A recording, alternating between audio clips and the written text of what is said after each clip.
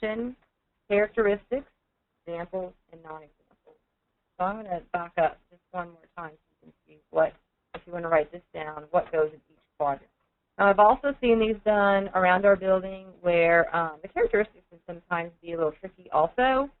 So sometimes teachers like their students to write a personal sentence using this new term, or they will also have them illustrate in one of the quadrants. So whatever works best for you and your kids, I guess it would depend on their comfort level or the challenge of the actual word, whether they can come up with those characteristics, examples. But definitely include definitions. And that's the way they can personalize their prayer model outline. And here are some examples I wanted to share with everyone today.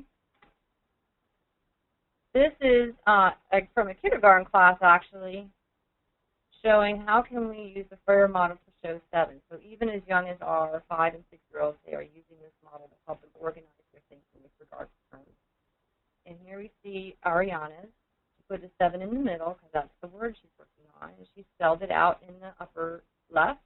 She used some touch points in the upper right. She drew a picture of 7 flowers in the bottom left, and then 7 is not 6. You can very clearly see that in the bottom right quadrant. So that's Ariana's kindergarten model, and this, of course, was done around Thanksgiving time, kindergarten term with feet, and this child wrote a lot of food as the definition.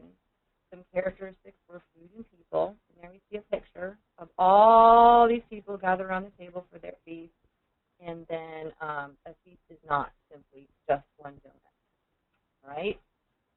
Great example there. And here are some 5th grade examples, but from the same class. This is a pulley. And in another song,